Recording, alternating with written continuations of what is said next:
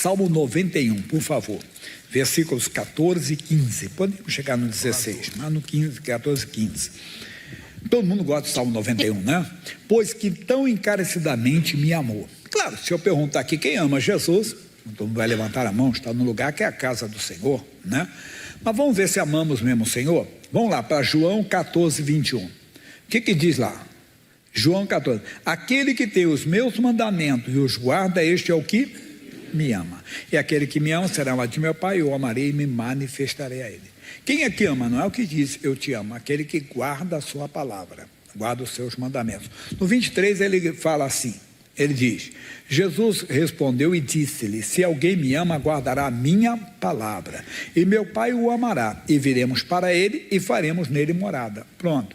Então quem ama é quem guarda a palavra, quem ama respeita. Você ouve o que Deus diz e aceita o que Deus diz e se submete. Por causa das coisas que acontecem nesse mundo, de vez em quando se encontra uma pessoa que às vezes quer convencer a você que pecado não é pecado. A pessoa quer convencer, entenda bem, que madeira não é madeira, que pedra não é pedra.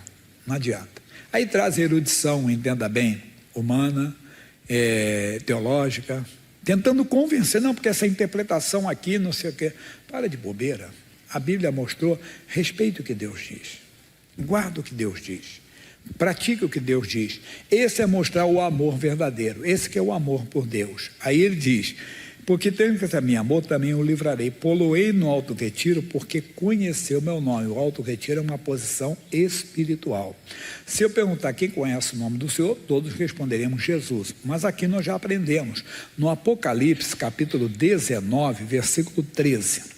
Aí ele diz assim, e estava vestido de uma veste salpicada de sangue, e o nome pelo qual se chama é Palavra de Deus. Já falei hoje para vocês. No princípio era o verbo, palavra viva, o verbo estava com Deus, o verbo era Deus, se fez carne. Comemoramos o que no Natal? Nascimento de Jesus. Não sabemos o dia propriamente que ele nasceu, né? Não vamos discutir, não está em debate. O pessoal da Rússia, por exemplo, a igreja ortodoxa, eles comemoram dia 7 de janeiro, nós comemoramos dia 25. Pela história não seria esse dia, porque você vê que os pastores estavam numa vigília da noite. Bem, essa época lá é inverno, essa época lá é muito frio. Eles não estariam na vigília à noite, mas não vão entrar. Só estou dando assim, uma explicação, que essa data foi colocada para substituir uma festa pagã, que foi isso que veio o Natal e tudo. Mas não vamos ser radicais, não. Vamos comer o panetone, né? Natal, vamos fazer a nossa ceia, não há problema algum. Mas então, o nome do Senhor é a palavra de Deus. Ele disse, porque conheceu o meu nome. Qual é o nome do Senhor? A palavra de Deus. Quando você conhece a palavra de Deus, você deve respeitar a palavra de Deus. Consequência disso, ele, é o 15, ele me invocará, eu lhe responderei. Deus tem respondido às suas orações? Deus tem se revelado para você? Temos que ver. E aí o final que estamos falando, estarei com ele na angústia.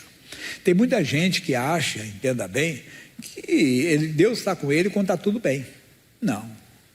Estarei com ele na angústia. Como assim, pastor Jaime? O Salmo 23, todo mundo gosta do Salmo 23, não gosta? O Senhor é meu pastor, leva meus pastos verdejantes às águas tranquilas. Mas já leram o versículo 4 do Salmo 23? O que ele diz? Ainda que eu andasse pelo vale da sombra da morte, não temei mal algum. Por quê? Tu estás comigo. Então, se eu estiver no vale da sombra, eu não tenho que pedir para Deus, por favor. Eu não tenho que pedir, Deus me leve para o vale da sombra da morte. Deus me leve. Não. Mas se aparecer, se eu tiver que passar pelo vale da sombra da morte, eu tenho que ter a convicção que Deus está comigo. E Deus não está comigo só quando eu estou bem, mas também na angústia, quando eu tenho lutas. Às vezes aparece, às vezes na saúde, às vezes é na família, às vezes é nas finanças, às vezes é no trabalho, às vezes você é perseguido, é preterido, é injustiçado, mas ainda que seja, Deus está comigo. Vamos rever aqui o que estamos estudando. Gênesis capítulo 39, José, filho de Jacó. Esse moço foi vendido como escravo pelos seus irmãos. Ele começou a ter umas experiências com Deus, contou para os seus irmãos que não entenderam aquela experiência, achavam que ele é o soberbo, né, e tudo. Um dia ele foi ao campo para saber como é que eles estavam no campo, porque eles estavam numa região onde eles tinham cometido um erro lá, que foi nos filhos de Siquém. Bem, não vou entrar, foi em Siquém, no filho lá de um homem, pai de um homem que tinha feito mal para a irmã deles. Não vou entrar no mérito agora, não. Aí, quando chegou lá, os irmãos, lá vem o sonhador maior, vamos matá-lo. Aí vem, enche que uma besta ferra o devorou. Não vamos fazer isso. O sangue dele vai ser requerido das nossas mãos. Aí colocaram José numa cova.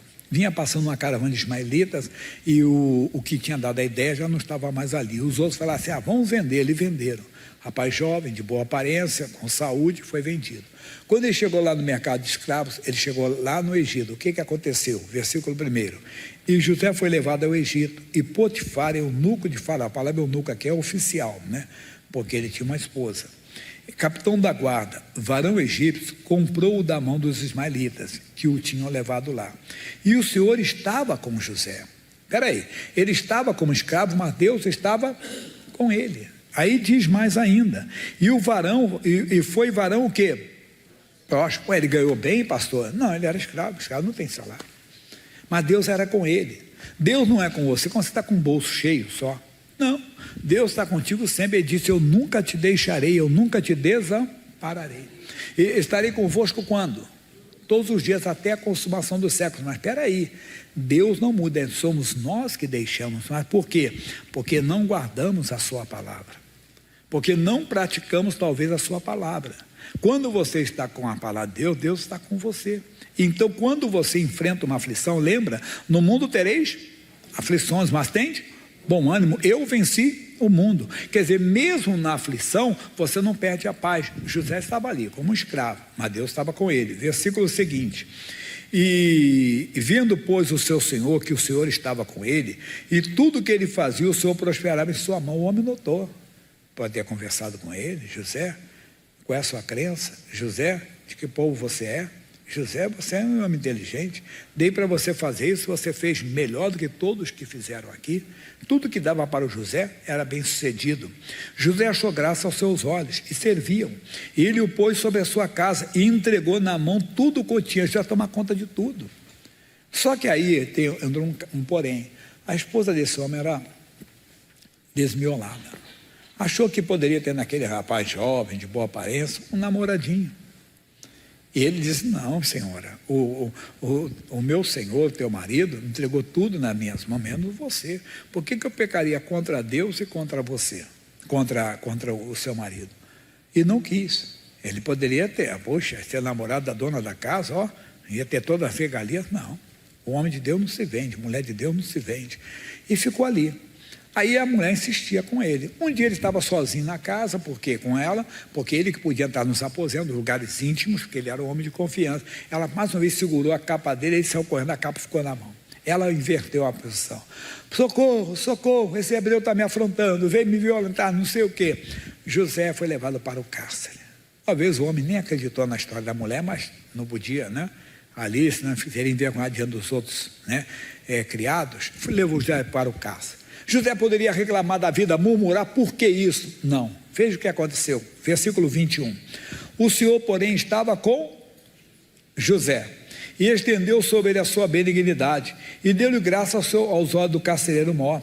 E o carcereiro mor entregou na mão de José todos os presos que estavam na casa do cárcere, e ele fazia tudo o que se fazia ali. E o carcereiro mor não teve cuidado de nenhuma coisa que estava na mão dele, porquanto o Senhor estava com ele, e tudo que ele fazia, o Senhor prosperava. Irmãozinho, não, pastor, porque eu sou injustiçado. É porque você não está na presença de Deus. Quando você está na presença de Deus, você não murmura. Claro, você não aceita, mas você ora. Você não fica revoltado com a vida. Não. Você tem Deus com você. Essa é a diferença. A diferença é essa. Fala até no ministério. Como pastor aqui da sede, às vezes que faço mudança de pastores, né? E tudo. E pastor, já não esquece. Operando Deus, pedirá. Nós precisamos de olhar se estamos andando com Deus, porque se estão lá, mas por causa da situação do país, não, a diferença é andar com Deus. Ele estava no cárcere, mas Deus estava com ele. Aí nós conhecemos a história, lá no cárcere, ele interpretou o sonho de 2 homens, e tudo que ele falou a respeito dos homens aconteceu. Um morreu e o outro foi restaurado à posição de copeiro do rei. E quando ele estava aí, quando ele saiu, disse, olha, o José falou com ele, não esqueça de mim, fale de mim para o faraó. O homem esqueceu, 2 anos se passaram. O faraó teve aqueles 2 sonhos malucos, para quem está começando a conhecer a palavra de Deus. Nesse sonho ele viu 7 vacas gordas e 7 vacas magras. As vacas magras devoravam as gordas. 7 espigas bonitas, 7 espigas feias. As feias devoravam as bonitas. O que é isso? Chamou os magos, adivinhos, os gurus lá, ninguém. Mas cadê? Vocês não vão adivinhar ninguém. O homem copia e disse, majestade, eu estou em falta. Tem um jovem hebreu, quando eu estava no caso, eu estava zangado comigo, eu estava no caso, eu tive um sonho, contei para ele, o que eu falei, o que ele falou aconteceu. O padeiro, você lembra do padeiro, ele foi até enforcado. E o que ele falou do sonho, que ele interpretou, aconteceu. Mandem chamar o José. José foi preparado, o faraó era como um deus, um semideus lá. Limparam o José todinho, cuidaram, barbearam e levaram o José lá. José disse, faraó, os 2 sonhos têm só uma interpretação. 7 vacas gordas, 7 espigas bonitas, 7 anos de fartura no Egito. 7 vacas magras, 7 vacas feias, 7 espigas feias, 7 anos de fome, como nunca houve na terra do Egito. Faraó, em toda a região, pega um homem sábio, que durante o período de fartura, ele administre 1/5 guardado para o período de fome. E o faraó tirou o anel da mão e disse, mas quem é sábio com você? Você vai ser esse governador. Todo o Egito estará debaixo da sua autoridade, você estará só abaixo de mim. Olha que coisa. Mas por que tudo isso aí? José acreditava que Deus era com ele. E ainda teve mais uma coisa, no capítulo 41, no versículo 51, diz assim, e chamou José, aí José ganhou uma esposa, o faraó deu uma esposa para ele, a moça, filha de um sacerdote, foi ser esposa dele, e casou com ela, teve 2 filhos, o primeiro chamou Manassés, porque disse, Deus me fez esquecer de todo o meu trabalho. Irmãozinho, a palavra trabalho aqui é sofrimento, Deus fez esquecer. Se você andar com Deus, Deus faz você esquecer a maldade que fazem contigo. Se um dia o marido fez a maldade, Deus faz você esquecer. Não, eu não consigo esquecer, não. Ele disse, Deus me fez esquecer. Deus faz. Você esquecer qualquer coisa errada, até que você tenha feito, que talvez você não consegue se perdoar, Deus faz você esquecer. O que você tem que fazer é confiar no Senhor. É se entregar, é se envolver realmente com Ele. Vamos voltar onde nós estávamos, pessoal, no Salmo 91, versículo 15. Que hoje o culto vai sair um pouquinho antes da televisão, tá bom? Salmo 91, 15. Ele me invocará, eu lhe responderei. Estarei com ele na angústia. José estava na angústia? Estava. Você ser escravo numa casa não é angústia? Imagine você ser preso de sendo inocente, não é uma angústia? Mas Deus estava com ele. Irmão, anda com Deus. Deus é bom. Deus não tem maldade. Mas, pastor, já se Deus está comigo, como é que eu estou andando? Mesmo com Deus, você pode andar no vale da sombra da morte. Paulo escreveu aos Filipenses, escreveu o capítulo 4, versículo 13. Posso todas as coisas naquele que me fortalece. Mas leia o 12, que ele fala no 12. Ele diz assim, em tudo eu sei estar abatido e também sei ter a abundância. De toda maneira, em todas as coisas estou instruído, tanto a ter fartura como a ter fome, tanto ter abundância como padecer necessidade. Posso todas as coisas naquele que me fortalece. Mas se ele não te fortalece, você não se envolve com ele, você não busca, quer dizer, não busca a presença dele, como é que ele vai te fortalecer? Por isso que você murmura quando passa a luta, você fica aquele personagem daquela hiena, lembra do leão lá e a hiena? Oh vida, oh sorte, não sei o que, não é? Você fica reclamando, não, irmão. Aí procura os outros para ficar murmurando, reclamando, chutando, xingando, não sei o que. Você não está na presença de Deus, irmão. Quando você está bem, você até ri, entenda bem, até ri das situações. Do que luta, irmão, o Senhor está comigo. É isso que o mundo tem que ver em nós, a presença do Senhor. Amém?